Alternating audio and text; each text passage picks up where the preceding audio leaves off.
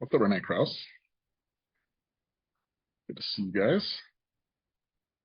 All right, we're going to be doing some visioning. How many of you guys are excited to see another vision sheet? Jessica and Lucas are sharing their vision sheet on Fridays, sharing my vision sheet on Mondays. If you guys are in Decade in a Day, you have access to our Bozeman 5-star vision meetings, which we've been doing for almost 2 years now, since July of 2022. So if you guys are in Decade in a Day, you definitely go watch those vision meetings. It's just like this. Like we start the journey. I think we were doing like $40,000 a month, somewhere in there. And you literally just watch how we do these meetings every single week. And then a whole year later, we were doing $100,000 a month. And it's just by going over this data. There's nothing crazy. There's nothing sexy. There was no hockey stick moment. It was just a lot of what I call the boring work. How do we get more clients? How do we get more cleaners? Right? That's the game. What's the activity to get more clients? What's the activity to get more cleaners?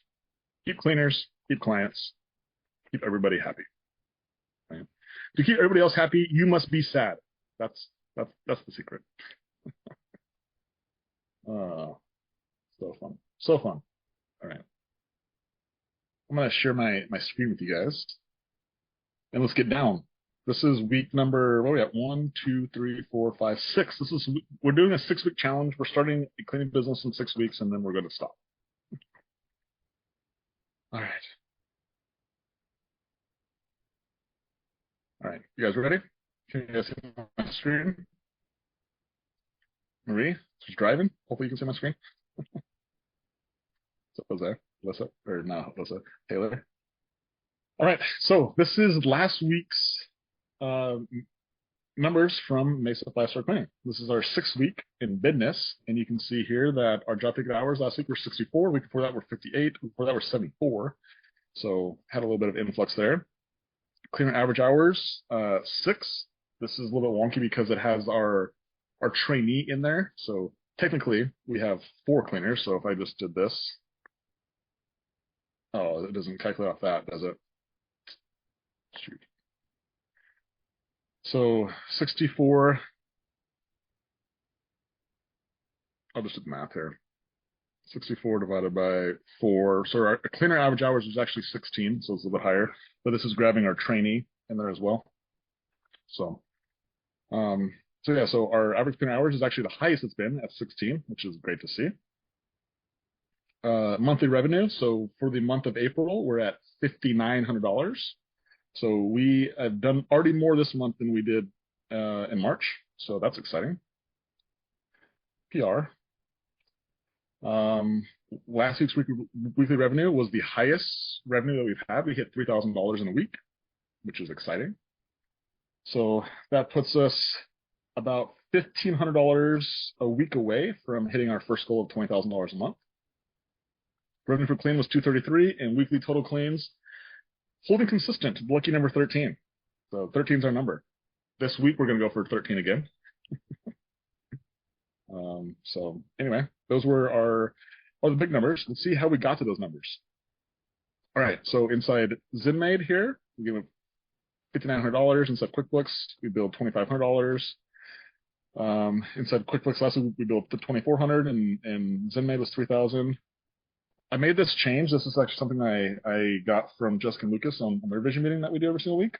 So from this current week's revenue, you can see that 2,500 of it was initial clean revenue, and then actually 525 of it was either reoccurring or reoccurring client revenue. So you can kind of see the breakdown. So obviously we're getting a lot of our revenue from new clients, but eventually, hopefully, this number starts to pick up and grow, and then that raises the total number. Now, this number will always we always want to continue to sell. We always want to bring in new business, but if we can get some reoccurring to pick up as well, that's how we start to get these big months. Outstanding invoices, 1150. I think one of these is a move out clean we did last Friday, and so she said that she was going to pay her bill. We can just go check it. Should we go check it to see if this girl paid her bill? Let's see if she paid her bill yet. Okay, she paid her bill. So it was this Lexi Green $600 one. So our outstanding right now is actually $600 less than that. So $550. And both those things happened last week, which is cool. Okay, marketing. Let's talk a little about marketing. So last week we spent $92 on Google Local Services, and we spent $600 on Facebook. So we spent almost $700 total last week. We got 45 Facebook leads. Wild. Lots of Facebook leads. We got one Facebook Messenger. We got 5 Facebook group leads. So some of you guys were on the call, Jessica and Lucas's 40K to 83K call, and I shared a strategy that I'm trying out right now of like paying to get inside these local Facebook groups. And so I got 5 leads from that Facebook group. We got 9 missed calls, 5 Google Services, 2 homepage leads, 4 incoming call leads, and then 2 referrals. We got 73 leads in a week, which that's pretty dang good. It's been keeping me busy, which is good. But anyway, for this Facebook group strategy, I'll continue to update you guys as I get more data on that. But something I'm just experimenting with. But I've booked one clean from there, so it's there's some traction. Okay. Sales. Let's talk about sales. So marketing brings us leads, and then sales is converting these leads. So right now we only have 6 spots open over the next 7 days. So we don't have a lot of space on the schedule, but still enough holes to be able to fill when we have a small team, which we do have a small team right now. Last week I made 279 calls. I showed James where to find this today, because when he reported it, he only reported as 37. Like, James, I know I made more than 37 calls. So actually, does anyone not know where to find this number at inside Go High Level? Is anyone interested in me showing you how to find this number so you guys can see how many calls you made? Either raise your hand or put in the chat. If not, that's cool too. That means you guys know where it is. But if anyone wants to know how to find this number, okay. So first thing is you gotta be logged in Go High Level, which I'm clearly not logged in Go High Level. Logged into somebody else's Go High Level.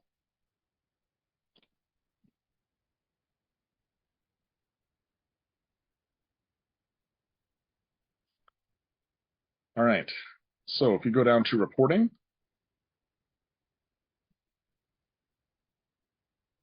and then go to reporting, all reporting, change the dates. So this is going to be 4/8 to 4/14. Confirm. And then click on this little outgoing right here. That's where you're going to get this number from. Okay. So this shows you the number of outgoing calls, and then you can see incoming calls as well. So that's where we got these numbers from. So we have 14 answered and 23 missed, which hopefully that shows up on here is correct. So close. 23. There we go. Okay. So that's where you find these 3 numbers. You guys were curious. Discovery calls scheduled, showed, performed, and bought. So this was a question that I think Jose's on here. He had this question last week. So scheduled, we had 12 discovery calls that were scheduled, which means they were on the calendar. Okay, so if I go back and Go High Level, I'll show you. If I go to calendars here, we can go to, like, for example, like this is this upcoming week. So you see Susanna is on here. So this is a scheduled call. Actually, let me go back. Let me just go back to this week. Okay, so you can see here, Jennifer McDermott. So this was a scheduled call, and then she showed up. Anyway, there's 13 people who were scheduled. You see these things throughout here. So there's 12 people who were scheduled. 11 people showed up to those calls. Okay. Now I actually talked to 33 people. How does that happen? Anyone put in the chat how that happened? There was only 12 calls in the schedule. 11 of them showed, but I talked to 33 people. How did that happen?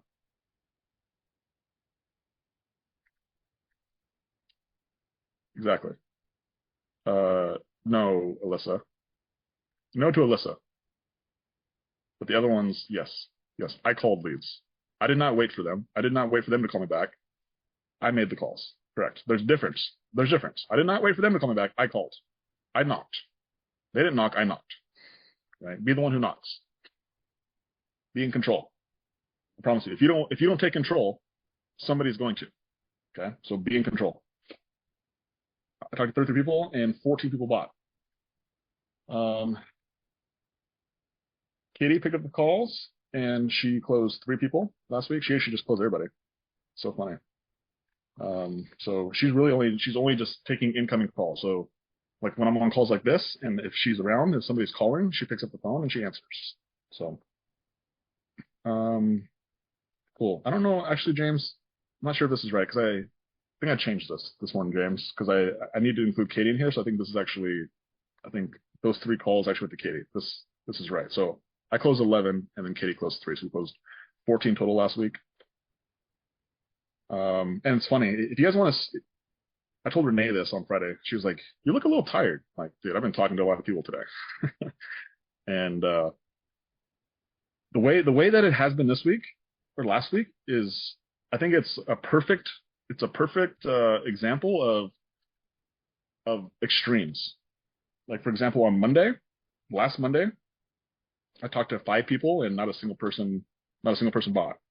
I talked to Tuesday, I talked to I think 4 people and I think 3 of them bought. And I talked on Wednesday and Thursday, I didn't get hardly any people who bought. I think I maybe got 1 out of like 6 or 7 people. And then on Friday, I closed 5 out of 6 or something like that. And then on Saturday and Sunday, I closed a couple people too. But it's just like some days you'll get 0 sales, and then some days you'll close everybody. It's just a numbers game. I think that's what, after I'm able to like look back at the data and just look at these numbers, I'm like, okay, just get them more calls. That's really what it is, right? So, discovery calls projected revenue. So actually changed this data to like reflect these 11 sales, which I didn't obviously do that for these 3 sales now that I'm thinking about it. So hopefully this is actually combined inside here. So the 3455 is inside here too. So that means out of these 14 sales, it's projected that it's going to be worth $3,455. So, and then conversion calls performed 4, conversion calls closed 1, and then that person was worth $150. So, yeah. So those are the sales numbers. Let's keep scrolling down here. Client fulfillment, we have 13 claims. We have 7 reoccurring clients. We have 4 reoccurring clients. We had 10 new claims last week. One of those was reoccurring, and then 2 of them were reoccurring. No Google reviews, no correction or discounted cleans. So cool thing about this number right here is that there was only 1 reoccurring clean. Even with these 7 reoccurring clients, like I think 2 of them are biweekly, but the rest of them are monthly. So like those aren't going to hit until May. And so like for all of April, we're just having to fill schedules with new cleans. And so I anticipate that when we get into May is when we'll start to actually feel the benefit of converting people, right? Because most people will convert on a monthly basis. If you can get to every 2 weekers, then you get to feel those a lot quicker. So anyway, right now it's just a lot of new cleans. It's a lot of new cleans. A lot of talking to new people. I prefer to talk to old people. So if you guys have like old clients, like those are people that you can also continue to resell or to sell again into a service, which those are fun conversations because you've already done business with them. So there's a high probability that they will buy. They already know your prices, and yeah. Another avenue to fill schedules. Okay. Cleaner acquisition. So last week we spent $113 all on Indeed. We had 4 website applicants. I did 2 cleaner prospect calls. I did 2 interviews. 1 of those showed, 1 of those offered, 1 of those accepted, and 1 cleaner last week was onboarded, and we had 1 cleaner in training. So, I think I actually deleted Lindsay. That was my fault. Let me pull her back up here so this makes sense, actually. Or Jocelyn, excuse me. Okay. So Jocelyn was the one who was in training last week. She got onboarded. She graduated, which is great. And then Michaela was the one who got hired last week, and she starts onboarding on this Wednesday. So, and look at this, guys. We're a real business now. You're not a real business until you got to fire somebody, or you get fired. So we haven't had a client who's fired us yet, but we had to fire our first employee. Literally, she was the very first employee we hired. We had to fire her. So there you go. 21 5-star reviews. So we actually didn't just get 0. We actually lost a review last week. I'll share that story here in a moment. Fun stuff.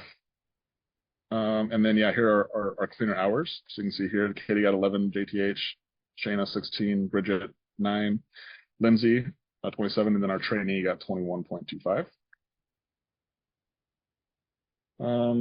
Yeah, nothing crazy there. Revenue total hours worked 47.25. No canceled reoccurring clients, no canceled reoccurring clients, and then no discounts given for correction claims last week. So kind of a boring week on the fulfillment side, but we did lots of stuff on the sales side, lots of activity. This was our highest activity week for sales anyway. And yeah, super excited about our latest graduate, Jocelyn. She's awesome. And then Michaela is another a person who we're super excited about. She starts on Wednesday. And that leads to the story of Bridget. So as we hired, we had 4 cleaners, right? How many cleaners do we have? 5 cleaners. Last week our schedule didn't allow for everyone to have full schedules. So we had to make the decision of, like, we could either even this out and give everybody cleans, or we just gave cleans to our best cleaners, and that's what we did. We gave cleans to the cleaners who I had the most trust in inside the homes. And with Bridget, we actually already had like 3 or 4 client complaints with her, 2 correction cleans, and her ability to receive feedback was just very, very poor. And looking back on it, she was definitely like bringing down the quality of the team. And so Katie made the decision to let her go. And after she got let go, she brought her supplies back, which is great. And then she had originally written a review, and then she changed her review to a negative review. And the nice part about employees writing negative reviews is that there's a really high probability that you can get them removed on Google because they are employees, and the way that they write them, they talk about being employed. And so that's one of the rules of Google, is that if you have any association with the business like an employee, that can be rights to get reviews taken away. So anyway, that's why we ended up losing review, is because we actually had it deleted because she changed it, which is just a confirmation, maybe. Not that we actually needed the confirmation or even the validation that we made the right decision, right? And we've seen it so much in our Bozeman 5-star company that people love you until they don't, and then as soon as they don't get what they want, then they turn really fast on you, and their true colors really show. And it's always our goal never to burn bridges, and always to leave relationships with the door open, and to leave on positive grounds. And that's not what most people's goals are. So it's okay. Again, we don't take it personal. That's not something that, like, I didn't even think about it up until, like, after I removed the review. I haven't thought about it until I got on this call with you guys again. But I just expect people to do what's in their best interest. I think that that's really served me in a place of, like, didn't surprise me that she went and wrote a negative review, and also, like, okay, and so I did what was in my best interest, is I went and got it removed. So we just both did what was in our best interest. That's all, and that's okay. So with that being said, we have, what do we have? sorry, we have we have 4 cleaners, including Katie, and then we have 1 that's going to be in training. And our goal for April is to get to 5. Because again, that's a goal, but our goal is to get to 5 without Katie. So then Katie can step into the office, what we call the office, which is going to be filling schedules and continuing to pour into these cleaners and serve them so they are able to serve our clients, and for her to teach them and for her to make them an extension of us. And one thing that we're doing in this with Mesa 5-star that we have never done in Bozeman 5-star is we're actually doing in-person team meetings. And so like this morning, everybody was actually in my office, the casita. And we're having that in-person touch to try to create that relationship. And what I have, if you guys have watched the vision meetings, like I think we talk about the cleaning business, but really it's about teaching skills and helping helping people just become better humans with how they think, how they giving them different perspectives. And that's something that we have never done with the cleaners. We've done in the office, and now I'm trying to move that down to the cleaners, because if we can make our cleaners better humans, make them growth oriented, make them want to be like, get them excited about the business, I think there's a higher probability that they will feel attracted to this position. They'll get more fulfillment from the position. They will become extensions of us in the clients' homes. They will start to think like us. And then of course it also gives them opportunity. It also like sets the path for them to actually move into the office and to eventually maybe become a general manager or become a salesperson, or to give them opportunity to continue to move up, right? And that's, I think, what I have discovered with humans in general is that people love opportunity. They love to be part of something. They love to be part of something bigger than themselves. Unfortunately, there's just not a lot of people who are creating those opportunities, because most people are just worried about themselves. They only think about me, me, me, me, me. It's like, okay, once I'm satisfied, I'm good. That's just like, I'm only going to make enough money to pay my bills. That's how poor people think. Poor people think about just their own bills. That's why we have wealthy people out there, thank God, because they want to make enough money to pay a lot more than just their bills. And so everyone in here, including myself, has that problem. Like, too concerned about our own problems and just concerned about like taking care of ourselves. Like, get out of your own self.